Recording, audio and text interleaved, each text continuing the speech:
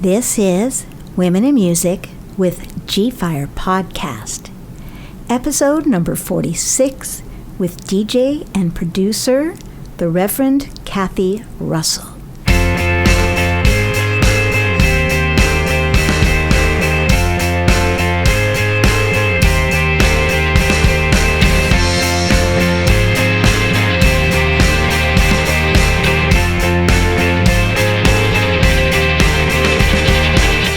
Getting my energy up. Yeah, the Reverend Kathy Russell is here. Hello! Hello out there. This is my friend for 20 plus years. So it's really fun to have her on here. And we're going to introduce you to my listeners. Hello, everybody. Nice to meet you. Oh, yeah. So I'm going to run down these questions that you didn't want to hear from. So these are all a big surprise to you. I didn't. I wanted to be spontaneous. Absolutely. So where are you from originally? Well, I'm pretty much from here, from Austin. Okay. I lived all over Texas going through school. We lived in Arizona for a couple years, but then I ended up going to UT and home left me. The family went to Colorado and I stayed in Austin. And we moved around a lot when I was a kid, and then once I finally got into high school, I finally found the weird kids. Right. Going from Catholic school over to public school, found them. So I think I fell in with a really good group of people that were a lot like me, and that made me want to stay here. Absolutely. So, so you've been here pretty much the last 20 odd years or whatever. Yes. Even longer than that, probably. Longer right? than that. Yeah. Okay. But musically, it's all Austin. I've been in Austin the whole time during my music career. Awesome. And what drew you into being a DJ and producer? Well, I originally went to school for theater. I have a degree in drama. I have a Bachelor of Arts in drama. It's bad unless you want to be a teacher, BAD. But that's not necessarily true. I learned a lot about putting together projects, long-term projects, things like that. And I always liked music. I was going out to clubs. You know, as soon as they would let me in, really. Right. You turn 21, it's like, here we go. Here we go. Yeah. Absolutely. So I've always loved electronic music. Even growing up, I was into Yaz is one of them. Yaz with Alison Moyet. Yes, Yaz. Love her voice.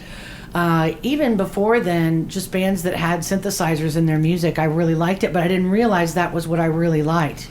Even now I can go back and hear Duran Duran and hear Seven and the Ragged Tiger and hear the synthesizer in those songs and see what it is about them I liked. It makes sense. It really does if you, grew up with the 80s music. Yeah, absolutely. Are you a Depeche Mode kind of girl? Oh, yeah. Okay. Oh, yeah, big time. Totes. They're kind of my number one. Yeah, they're awesome. Well, Violator, I've decided, is my Desert Island album. Okay, if you only had one album, it would be Violator. Yes, it would be Violator. Gosh, I'll have to think about that one because I keep going back to Underworld's Dub No Bass with my head, man. So that's on my list. So it'd be hard for me to choose some of these things. To choose your Desert Island album? Yeah. It was hard, but I finally came to the conclusion. Violator. Yeah. Okay. That's what I'm going with, yeah. Okay, cool. Never get tired of it. Oh, well, I don't either, really. Mm-hmm. I mean, I still have that Music for the Masses in my rotation. That's my number 2. Number 2 is Music for the Masses. Yeah. I think we're coming from the same place here. That's right. And anyway, so you were asking me how I got involved in DJing and producing. Yeah. And so I always liked doing creative projects, and I liked going to clubs, and I had a lot of ambient and down-tempo music. And at the time, it was still really underground, and we didn't have the internet. Right. So I had to learn a lot of labels and names and read the back to figure out what artist worked with what artist to find who I liked. And then I started knowing names and artists and things like that. And I built up enough of a collection that some friends of mine had a show on UT's radio station on KVRX. Right. And it was a couple. He had a dance show. His name was Bryson. I don't know if you remember Bryson. And then her name was Violet. That was her handle name. Okay, great. Yeah. So she had an ambient show, and they asked if I wanted to do that show with her. And the second time that we did a show, we got booked at raves. We were already getting booked in the chill out area. Wow. What year was that? 94. Okay, so that sounds about right as well. Yeah. So what was your first rave that you played?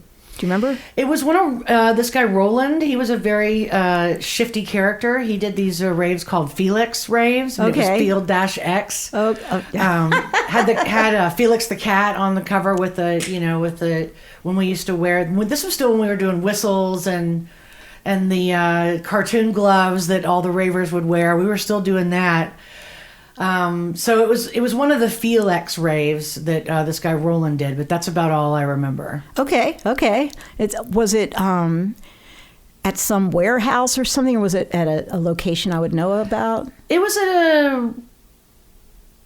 at a warehouse down south, but I don't remember where. Okay, just one of those places. Because the early raves, you had to know somebody who would give you the checkpoint to go to. I don't know if they were like that in 94. That one, there was a number that you could call. Okay. And it would give you directions. Okay, got it. My very first rave, I was in Baltimore, and I had to go to some shoe store to get directions. Like, it was that odd. But there were like 1,000 people there, so somehow it worked. Right. Yeah.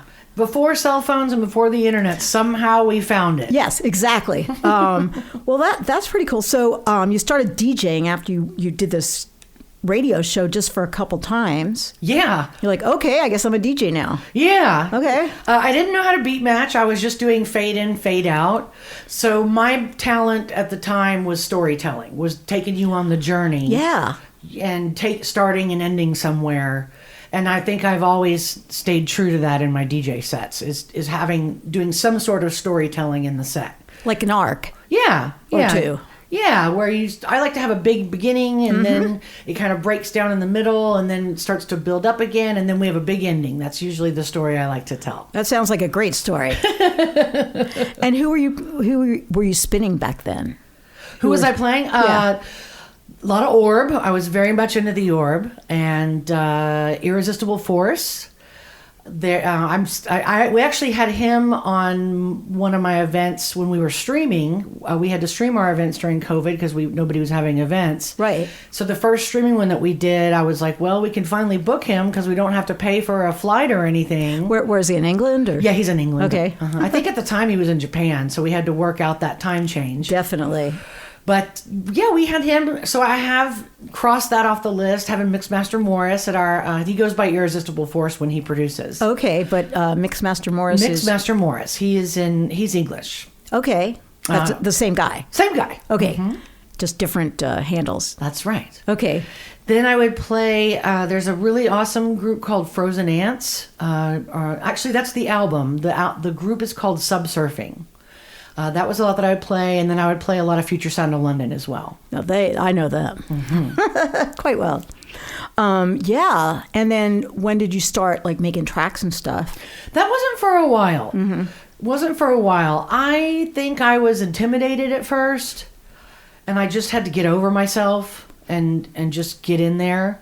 And I started taking courses up at ACC. At the ACC, Austin Community College has a really fantastic music department. Their commercial music department. But they not only have there's things you can learn about legal and doing contracts, things like that. But they also have instruction on producing, and they've got a great guy there named Francis Prev. Is he still there? Last I checked. Okay. Because, yeah, I've met him a couple times.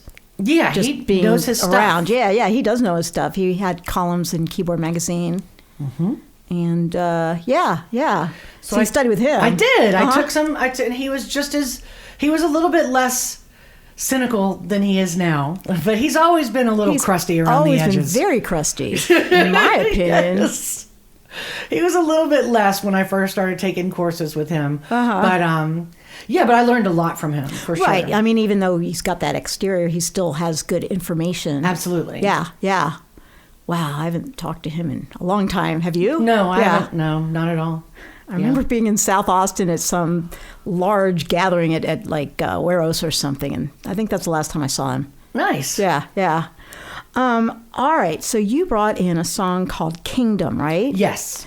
Which, in my mind, I'm like, this seems a little bit Orb influenced. Am I correct in that or not? Probably so, yes. Okay, just a tiny bit, because it's got that quote in the beginning. Mm-hmm. Now, is that quote you and a guy, or was it somebody else? Yeah. Okay. That is me talking. It's a sample of myself and the guy who ordained me years and years and years ago. Oh. He lives in California now, and he does music therapy. He does therapy with music. Yeah. He got a certification up there, and so he was telling me about that. And so the recording that's sampled on there is he and myself talking about like 3 o'clock in the morning. I believe he's telling me about Kabbalah. I had to look it up afterwards. Okay. But Okay. I didn't know that at the time. But I just thought it was really interesting to capture what two reverends talking at 3 o'clock in the morning sounds like. And so that's what I included in there, is myself and my friend Craig talking about spirituality and mysticism at 3 in the morning, as you do. As you do. Well, let's play the song for our listeners. As you were saying. Yes, sir. So then you go to the second sphere, which is wisdom. And Start of the first sphere. What's the first one? crown, inspiration, source, white, number 1. So you there's these sets of meditations and this whole you read all about it. And you go through that. And by the end of that sphere, you write down the first part of your wish. You speak your wish, right? So that's what you're aiming for in the kingdom, which is where everything in the universe manifests. So in the original plan of everything, God was sort of undifferentiated, and just the energy shot down and goes through these spheres until it results in kingdom, which is all this around us. It's the physical manifest reality, the kingdom. So start here.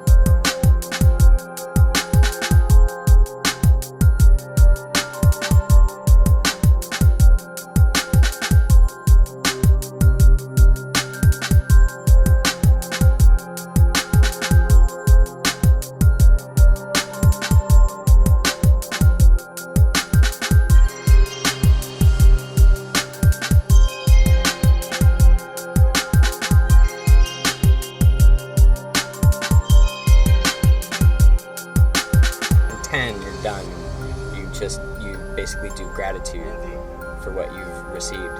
And it's not going to be exactly what you wanted, because as you go through each sphere, everything gets denser and more final, and you can't like change certain things.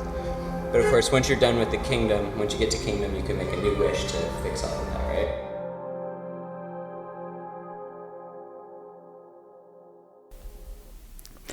All right, yeah, really cool. Like I said, or vibe to me, or you can say who you were referencing.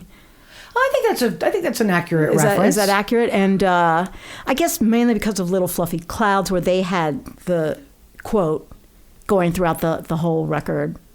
Yeah, a little bit. I read a lot of producers talk about how if you just use synthesizers and drum machines, sometimes your music can lack emotion. It can sound so programmed that it lacks emotion. And so they talk about the importance of bringing in real world sounds into that. Okay. And so I wanted to do something like that, where I have some real world sounds, hence us talking, with the electronic. And for the electronics, did you use like a drum loop, or did you program the whole thing? Or? I am not that good at doing drums. Okay. Melodies and moods are really my strong point. Okay, so who did the beats? I just sampled a beat for that. Okay. But then everything else I did from scratch. And what kind of synths did you use? Did you use soft synths or hardware or combination? I use soft synths. Soft synths? Yeah. I was working for Apple, and I was working in Logic support, so I know Logic really well. Oh, okay. So I used Logic for the most of it, and I stayed in Logic, the box. Logic comes with a lot of soft synths? It does, but I really like Native Instruments Absinthe. So I use Absinthe, and then I use something in the box with Logic, the EXS24 sampler. Okay. For some more of that. I was just curious, being a keyboard player and all that. It sounded really cool. It sounds really cool, in the present. And tell us a little bit about, it's called the Ambient Compilation, or what is it actually the part of? Yes, this is a big deal for me and my group. Right. I've had a camping club, for the lack of a better explanation, a camping club. Right. For 26 years. And I've been to some of them. Yes, you have. It's called Ambient Camping. And it's based out of, we do 2 a year. One we do at the beach down by Corpus Christi. Okay. And then we do a fall one. Now we do it out near Lockhart, Texas. Okay. And it's all, we focus on ambient, down-tempo trip hop, and then everybody camps. Wow. And so I've been doing those since 95 was the first one that we did. And we've just got a really good group now. A lot of my residents all produce.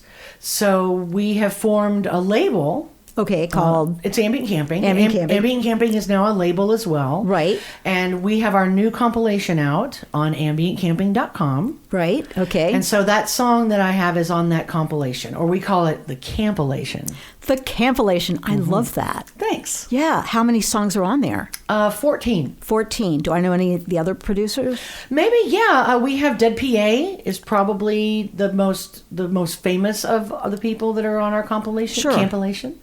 We have Ohm Creator. We have Flippy. I know you know Flippy. I know Flippy. Yeah, Flippy's got a couple tracks on there. Cool. We have Torin and Activity 512. Very Kraftwerk influenced, very Kraftwerk sounding. Nice. And we have Lucas Ray. Do you know Lucas Ray? He's been around for a long time. Yeah, he sounds familiar, but I don't think I know him like I know Flippy. But yeah. And then we have one of our newer, and all of our producers have been around for a long time. They're all around my age, in their late 30s, early 40s. Right. So we have a lot of years under our belts of being right. In You're the not scene. just neophytes, I put this song together in my garage band. Exactly. But we have one of our new bloods. His name is Cerberus, and he has a track on there. And Cerberus is a furry, and when he performs, no matter how hot or cold it is, he has a big wolf head, and the mouth moves. It's so phenomenal. I love it. Wow. So whenever he performs, he wears his Cerberus. His wolf. Wolf head. So he's got a track on there too. Awesome. tempting to call him Wolfie, but he probably wouldn't like that. Yes. So I don't even know him, so sorry. Can we talk about some career highlights? Oh, gosh. Well, I mean, it's hard to say, because some gigs or things you look at because you had a lot of exposure, you got paid well, or you Right. played for a lot of people. Like I take pride that I played one of the first Electric Daisy Carnival. Right, because it was here, wasn't it? It was here in Austin. Mm-hmm. Did Noah put that on? That guy? Yes. Yeah, I thought so. Is he still involved? No, Noah is a lawyer now Okay. in the West Coast somewhere. Okay. Yeah, more power to him. Yeah. No. Take your experience and make some money. Yeah, exactly. But you were one of the first ones. Yeah, I played one of the first ones that they ever did. Now it's this huge zeitgeist that goes on in Las Vegas and beyond.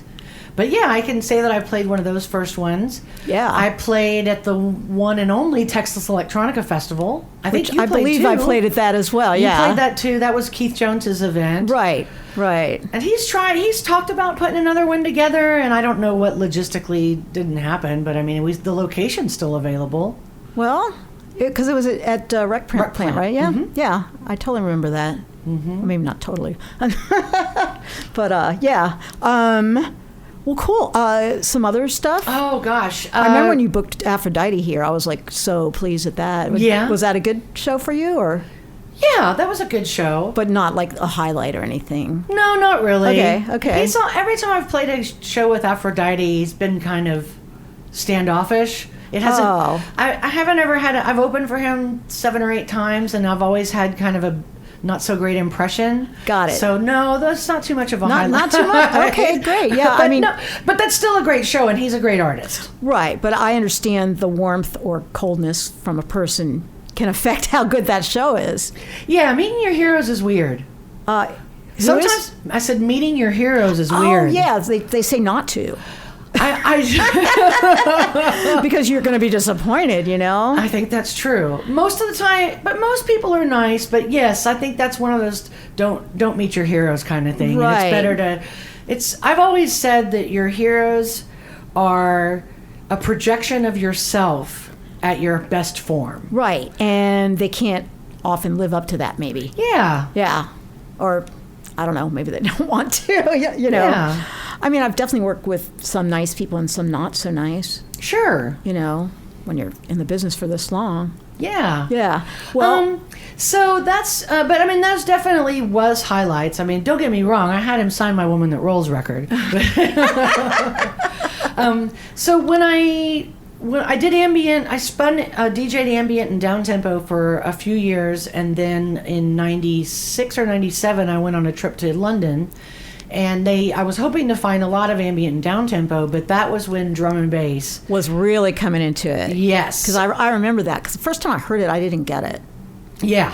I was like, what is this? I'm a trance person. Right. I liked some of the breakbeat to it, but I wasn't fully into it. Yes. It took a while for me. I came around, but it wasn't immediate.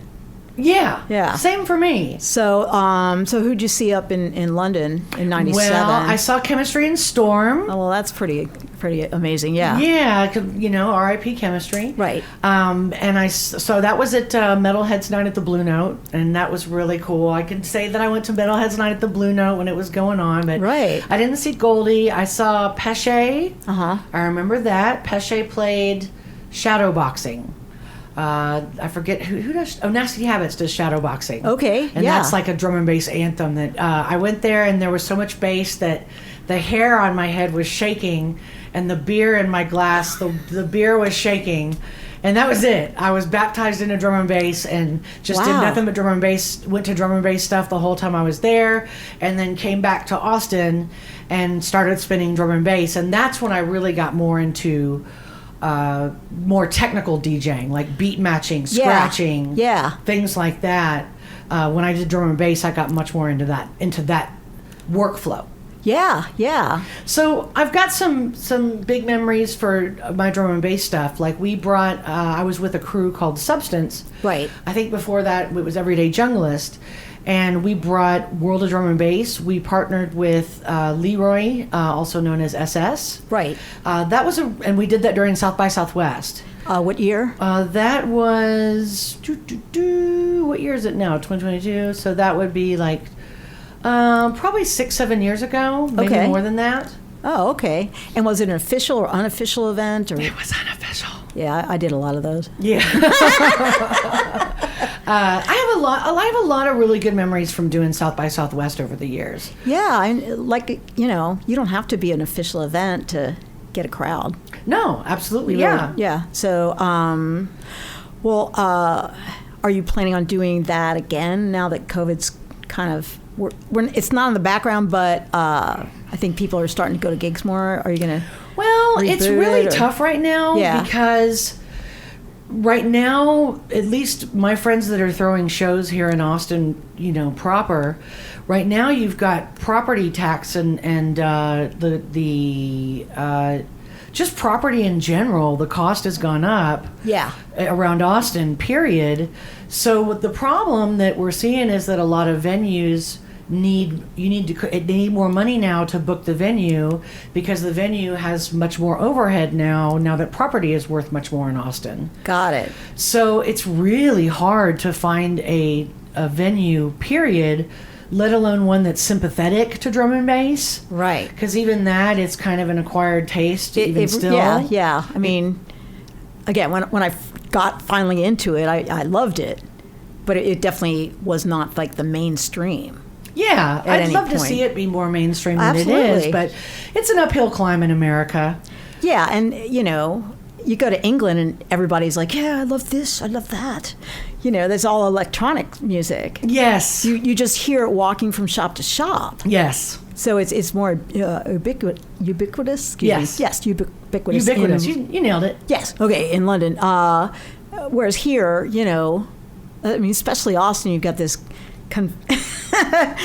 You got country and you got other things that electronic music has never been.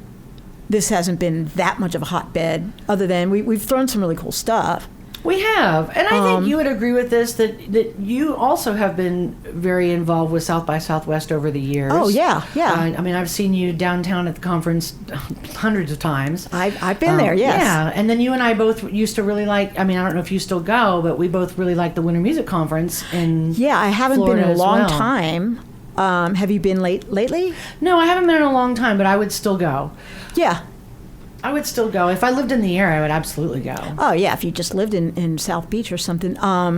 But I heard that there was like 2 different conferences now that they broke apart or something. Do you know anything about that? Or I don't. The only Okay. thing I was thinking that you might be thinking of is that Ultra used to be more of a part of Winter Music Conference. okay, so they broke away. And then they broke away Ultra, that it doesn't happen as the same weekend as Winter Music Conference anymore. that must be what I read then. That might be it. Yeah, because Ultra was pretty big, right? Yeah, it's huge. Yeah. Now Ultra is kind of it's still electronic music, but now with EDM, quote unquote. Right. Which to me it sounds like top 40. It really sounds pop to me. Yeah. It Now- doesn't have that underground feel that I love, I agree. So Ultra is a lot of that now. Like Okay. you have Madonna showing up and asking where's the Molly, and you got like Puff Daddy showing up. So Ultra's really gone top Very 40. pop, yeah. Mhm.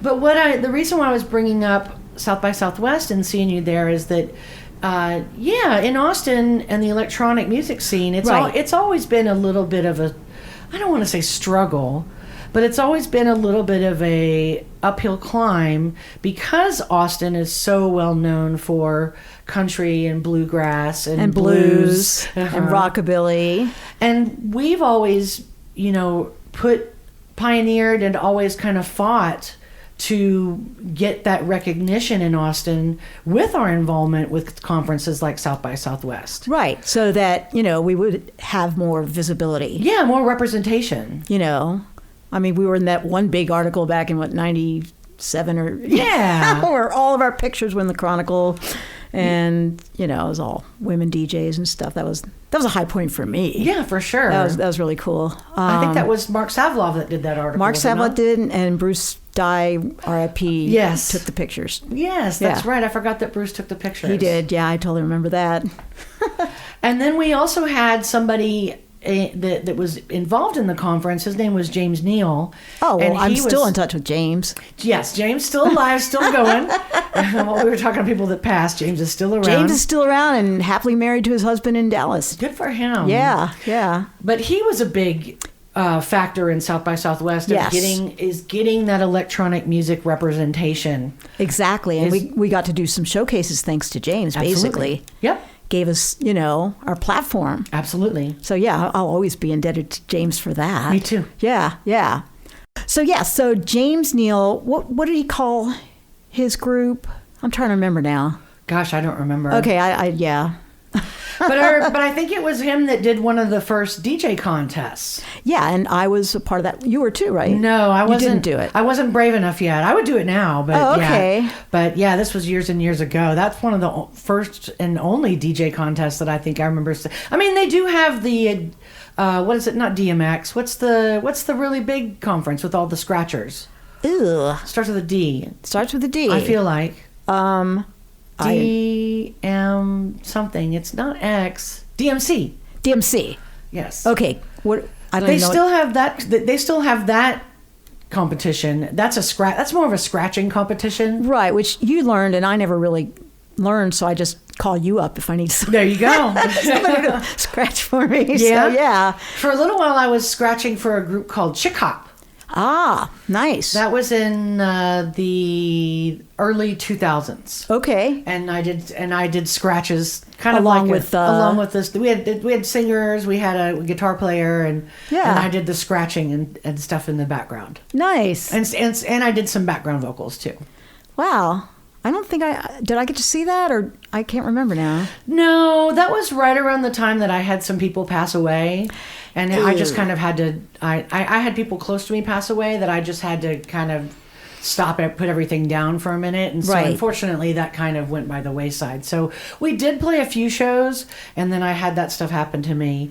So, but I'll send you some recordings of Chick Hop. It'll be fun. Mm-hmm. It'll be fun. Maybe if I'm nice, you'll get me an ambient camping compilation. You got it. Absolutely. Well, do you have any cautionary tales? Especially being a woman in music, I get some very interesting cautionary tales. If you're not comfortable, we don't have to go. No, I'm good. Okay, cool. I'm good. They're kind of very usually interesting stories.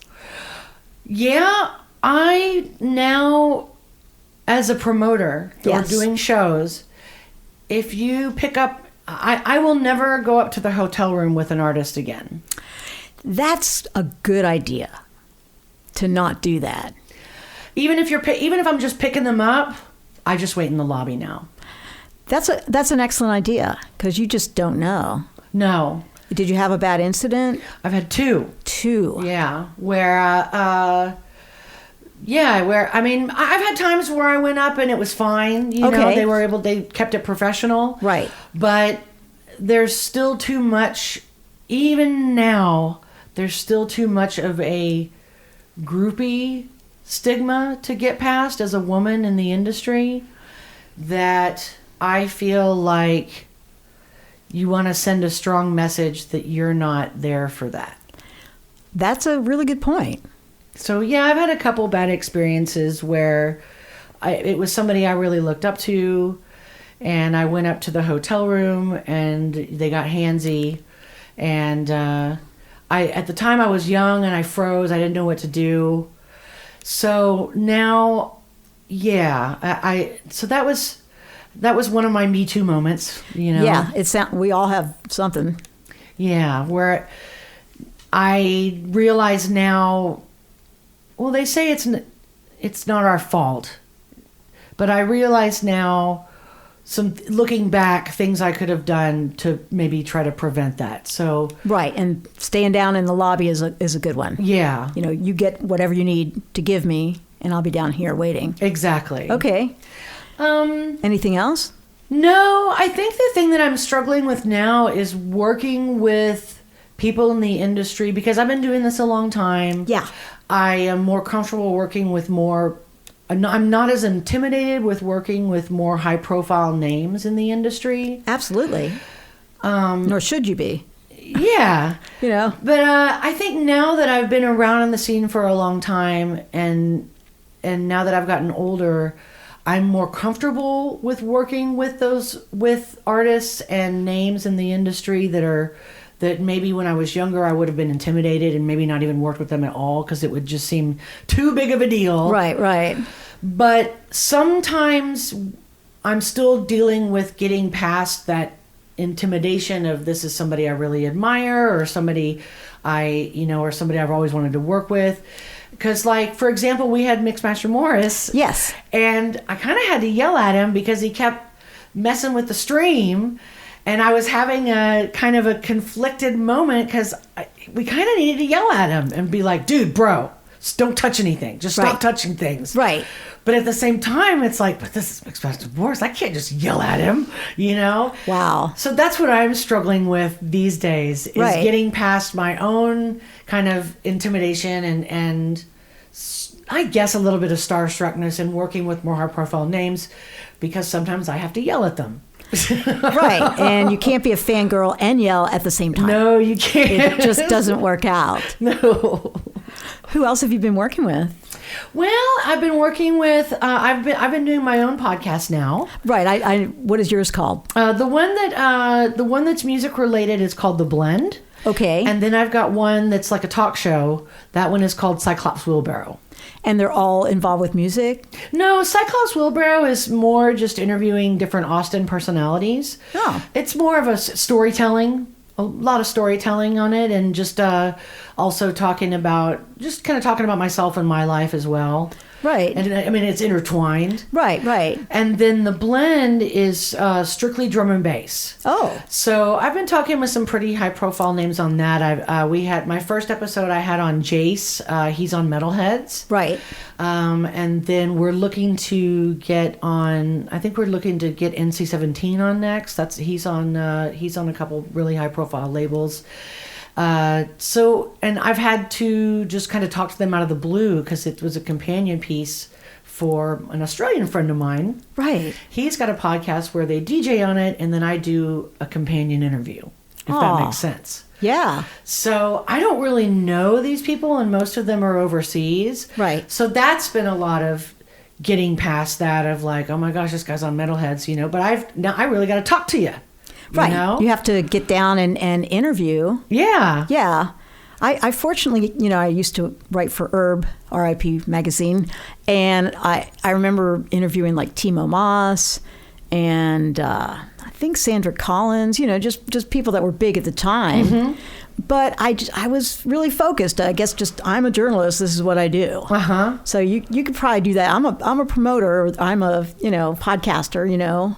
This is what I do. It's what I do, and you're the talent on this, and if something's not right, I'm gonna have to tell you. So yeah, you just have to fangirl it off the air. Yeah, but I'm still gonna do it. I'm still gonna reach out to people I admire and people I want to work with, and I'll just have to work that out on my own. Yeah.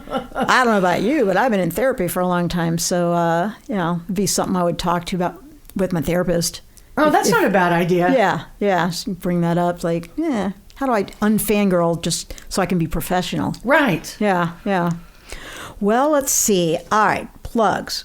Obviously, the compilation's called? It's called Ambient Camping, the Campilation. Ambient Camping, the Campilation, and the website is? ambientcamping.com. Okay, so that's a big one. And then your own personal website? I just have, I'm on SoundCloud and I'm on Mixcloud. Okay, just look up Reverend Kathy Russell. Reverend Kathy Russell. Mm-hmm. Okay. Pretty much to all of my mixes are on Mixcloud, and then some of my original tracks are on my SoundCloud. Okay, so you don't actually need a website, it sounds like. No, not right now. Okay. Yeah, okay. it's. I mean, I've got a Facebook page for my Reverend Kathy Russell. I'm on Instagram. I'm Rev Kathy R on Instagram if you want to follow me there.